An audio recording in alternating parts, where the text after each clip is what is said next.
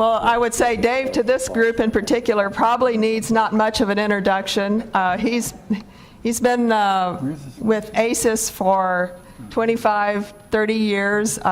He's been the president of the International Solar Energy Society for the past 10 years, has done amazing work. He retired from NREL after 25 years leading the resource assessment activities. He retired in 2012 and then started working instead of 100% time, 200% time on promoting and advocating and leading the charge for solar energy. He travels all over the world and will be now sharing with us what he's been learning from his colleagues and friends around the world about where we are and how we're doing about getting to a 100% renewable energy world. Thank you, David. Thank you very much, Paulette. Can you hear me? All right. I was told to give a brief history lesson first about ISES and ACES. As you all know, we meaning ACES and ISES had our beginnings back in 1954, the same year that Bell Labs got the patent for the first commercial solar cell. And a group of scientists got together and said, well, this is something that's really important. It could be our future. Some of these scientists were nuclear scientists, by the way, and they organized a conference at the end of that same year in Arizona and formed a society whose name I can't remember, but it later became known as the Solar Energy Society. And then in 1970, in a conference in Melbourne, it became the International Solar Energy Society, with the American Solar Energy Society being its first section. And these organizations, and there are a number of sections around the world that also joined ISES during the latter part of the latter half of the 1900s. And the focus, of course, was on getting governments and the private sector to do the research and the development to make these solar technologies, these very promising technologies, commercially successful. And I can say now we can all claim success. We have done that. We have a very exciting and growing solar market around the world. And our societies now need to think about its focus going forward. I mean, we were very successful in helping get these technologies in the marketplace, and now we need to work very hard to make sure that these become the primary tools that we use to fight the climate challenges that David just talked about so eloquently earlier. So what I plan to do is just give three points I'd like to make. The challenge, 100% renewables, but first of all, must address all end-use energy sectors. And that recent statistics, which I'll show, confirm that the energy transformation is real, it's really happening, and that our renewable energy projections, and especially our solar energy projections, are very positive, but significant challenges still remain in order for them to become a major contribution to fighting the climate challenge. So this is just a way of simplifying, I think, what David just showed. He had an excellent chart there, and this is perhaps an oversimplification of what he was showing, but basically speaking, this is a chart developed through the International Renewable Energy Agency. That shows that our carbon emissions continue to grow in the energy sector and could be as much as 42 gigatons of carbon per year by 2030 if we just follow business as usual. If you apply the Paris commitments that came in from all the countries, the nationally determined commitments, that'll bring us down to 35 gigatons per year. But if we really want to achieve the 2-degree centigrade goal and the aspirational 1.5-degree centigrade goal that came out of the Paris Agreement, we should be about half of where we are now by 2030. And that's just a little over 10 years from now. So we have a significant challenge.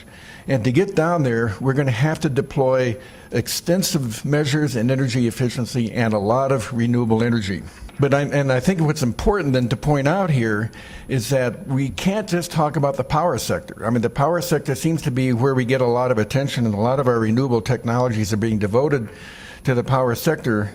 But that's only about 20% of the total end-use energy consumption. And a lot of fossil fuels, of course, as we've heard in the last couple of days, are coming from the transport sector, which is actually 37% of our end-use energy consumption. So we need to see rapid electrification and other fuels applications to transform that into a carbon-free sector. And of course, the heating and cooling sector is our largest end-use energy consumer, and there's a lot of technologies that have to come into play there, such as heat pump technologies, if we're going to continue to electrify the world, biofuel heating, but also there's a lot of there will be a continued niche for the solar thermal market as we go forward. And I won't get into the details on that. I think that's going to be discussed elsewhere in this conference, but I think it's important to recognize that solar thermal technologies still have a major role to play. So what does this all means in terms of where we are in our global energy consumption? Well, the REN 21 produces an annual renewable status report. They just came up with their 2018 report about 2 months ago. And they're showing that in the global energy consumption area, roughly 20% or so of that consumption is being met by renewable technology. But the major technology is biofuels technology, mainly in the developing world, which is not necessarily a sustainable technology to use. And the point is that 20% is a long way from the C4All goal, or also the IRENA remap goal that I showed earlier, which is where we should be at 36% by the year 2030, with universal energy access.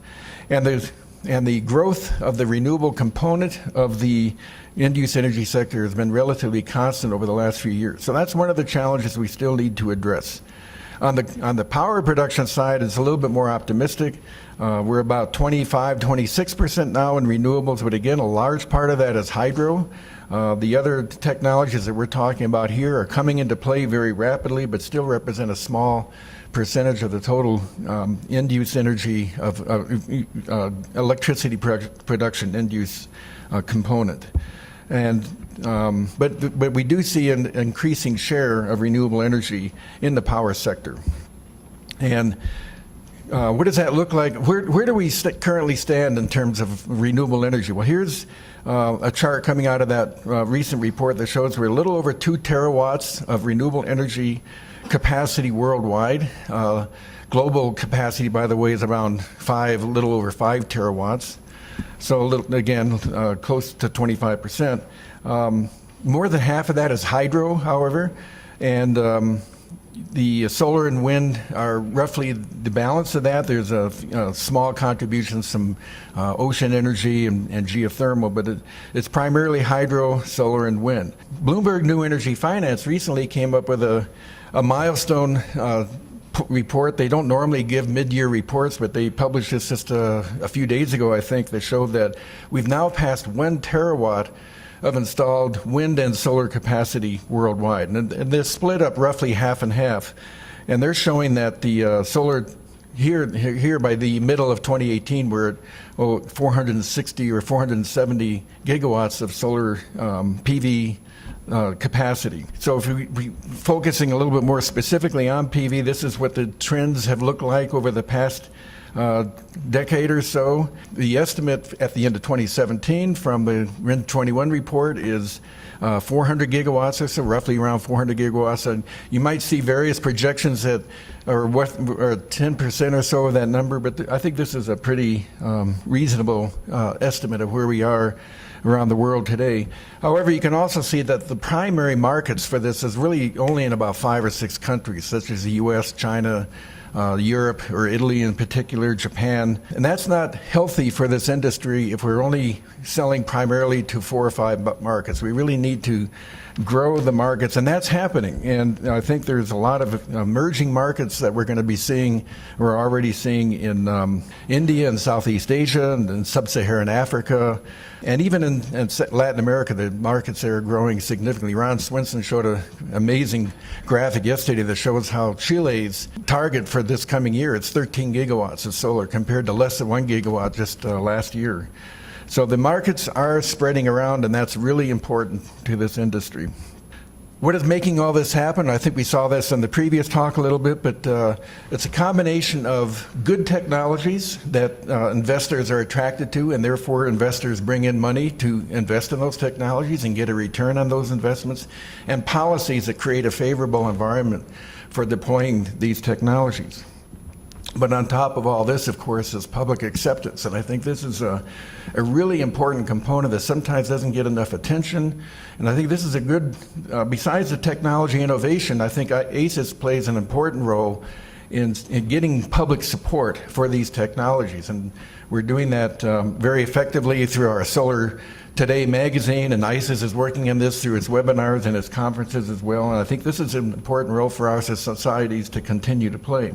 On the policy side, targets is becoming it's an important policy, I think, for national governments to establish a target for their country.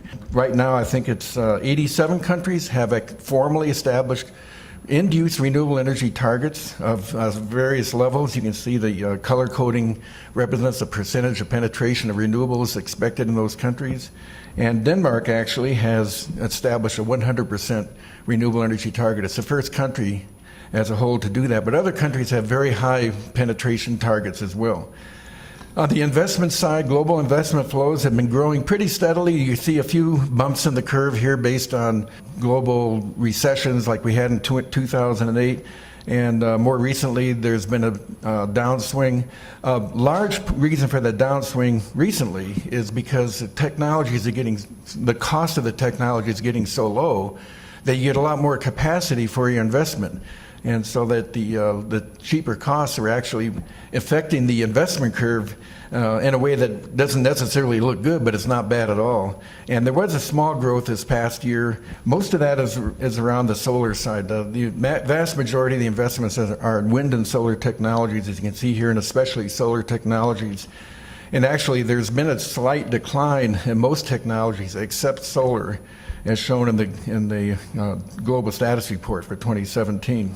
The Solar Power Europe does a projection or takes a look at the global solar markets on an annual basis, and this is out of their 2018 report. I know it's very hard to read, but if you look at the two small dots in the middle, that's utility scale photovoltaics, two different return on investment scenarios, but this is the basic cost of installing utility scale solar compared to, on the far left is residential PV, and the next one is commercial PV.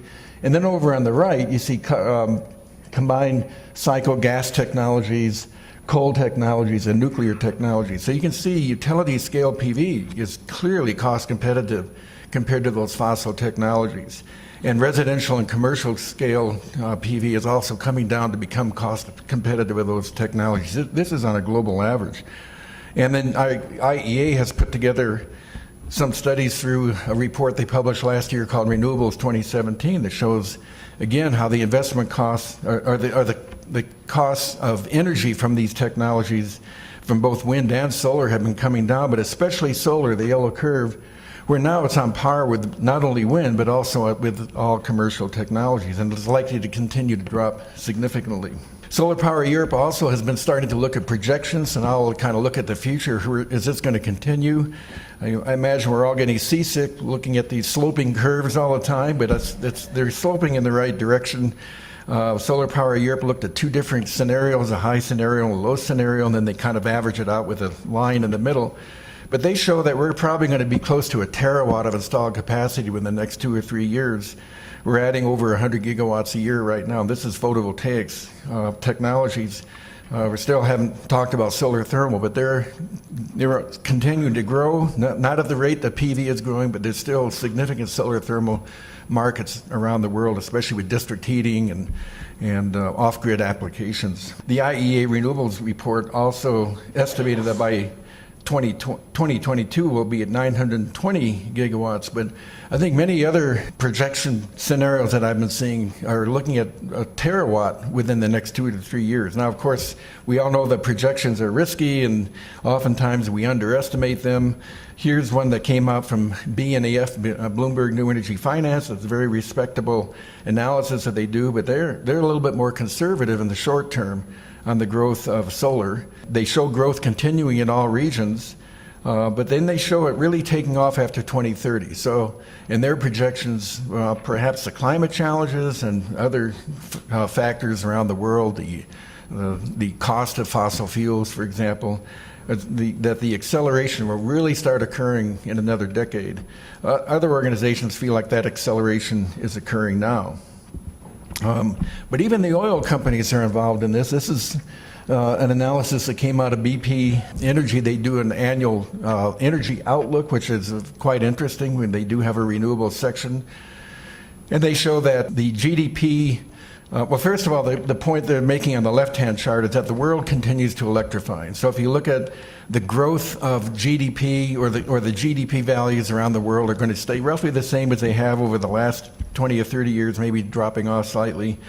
And actual growth in energy is also going to drop off compared to the way it has been in terms of their projections. But the power sector is going to continue to grow, and especially compared to end-use energy sector, which is the purple bar. So in other words, the power sector is going to grow twice as fast as our total end-use energy sector in terms of consumption. And that shows on the right-hand side as a substantial increase in renewable energy, especially out toward the end of this century. And then Shell has produced what they call a sky scenario, which again is a very, very interesting document to read. And here they show, especially toward the end of this century, how they see the growth of solar as a contribution to the total energy really dramatically increasing by the end of the century. The size of these circles, by the way, grows according to the total amount of energy consumption that's taking place. So they see very optimistic solar growth projections throughout the century. Now, as I want to try to close with a couple of thoughts here. I like to show this curve. It came from GE Consulting, but it basically shows how when we first started producing power back before the turn of the last century, it was a distributed type of electrical generation, but then we got into centralized systems thanks to coal mining and the use of coal for power production and large hydro production, and then later on nuclear production. It created this giant hub and scope type of energy system that we've had throughout the 1900s. But now that as renewables are coming into play more and more successfully, we're going back to a distributed system, but it's a much different kind of distributed system, of course, than what we started with. One way to look at this is what does that mean in terms of how we manage our loads on a day-to-day basis? Well, if you look at a traditional curve, and these curves again came out of the Global Status Report from about a year or two ago, I think. But you can see here, before the renewable energy revolution started coming in a significant way, we had basically three levels of energy production that were needed. They had the large base load, which is the dark gray at the bottom, and then what we call intermediate load, which is usually gas plants or oil plants kicking in, or some hydro can be kicked in to help manage large fluctuations in the load. And then the peaking plants at the top, which kick in very quickly to meet sudden changes in the load. And those are very expensive fossil fuel powered plants. But that's the traditional system. So what happens to base load as we go forward with a renewable energy system? Well, we're in the transition stage now. So this is what we would call the early phase of renewable energy. And some systems actually are going to look more like the next curve I'll show. But this shows how we start bringing in solar and wind, which is the yellow at the bottom. It's beginning to show how we don't need as much base load. And it also shows, and also the intermediate load. And it also shows evidence of how we can start managing the peak loads through what means other than just kicking in more generators by managing the way we price electricity production and manage and load management strategies that we can undertake. And we're already seeing that taking place by a number of utilities. So then as we go to a fully transformed system, we don't see any base load at all because most of it's coming from renewable energy. And the renewable energy is still variable, quite variable, but it's going to be balanced by the dark orange and through dispatchable energy, which is also going to be renewable energy. And then the peak loads are managed through a variety of storage technology, methodologies or forecasting, or other more sophisticated smart grid management. So the idea of needing a base load provided by nuclear or coal really goes away in this transformed energy system, which is where I believe we are all headed. In closing, I want to point out one thing, and again, I think this is important for ISES, an important message for ISES to take away. There's a lot of advocacy for policies to create deep decarbonization to avoid climate change, and I think this is very important, but it could potentially be conflicting with some other goals. Deep decarbonization policies need to address the negative externality, the social cost of carbon emissions and climate change, but also the positive externality of the benefits of research and development for technologies. And I don't want to include the dark side that David talked about earlier, the geoengineering. I think I'm just talking about generation technologies. And unfortunately, what's happening is that a lot of our solar advocacy is resulting in policies that lock out emerging technologies. We have a very low-cost polycrystalline silicon technologies out there, and they're being produced in huge numbers, and they're certainly giving us a substantial amount of deployment. But we don't want to lose sight of the fact that those won't be the technologies that'll be with us forever. There's going to be a lot of new emerging technologies and concepts that we must continue to explore and work with, and that has to be done through government-funded as well as private sector-funded R&D. And if you take a look at what's happening here in the U.S., this is something that came out of Brookings recently. The actual amount of investment we're doing in deployment, which is primarily through our policies, is quite high, but our R&D investments have actually been dropping over the last few years. So I believe there's still an important role for ISES to play, encouraging the continued R&D of these technologies, because we're going to be identifying new concepts and new generation ideas going forward, but they will never become commercialized if we don't put R&D into them. And I think just another final point, I think in an earlier slide, I forgot to mention that we're about a little under $300 billion of investment per year. And the IPCC, or I guess maybe it came out of World Bank and the IEA, that in order to achieve the Paris goals, we need about 4 times that amount of investment. We need well over $1 trillion a year of investment to get the energy system carbon neutral or carbon free. And again, this is important in ISES to be playing, because here we have technical people out in the field sharing their best practices and successful case studies. And investors need to see that. There's a lot of money out there. There's no shortage of money to invest in projects. That $1 trillion a year is out there. It just needs good bankable projects to put their money into. And I think we have them, and we need to communicate to that investment community that we have them. So let's bring them to these conferences in the future and let them see our products.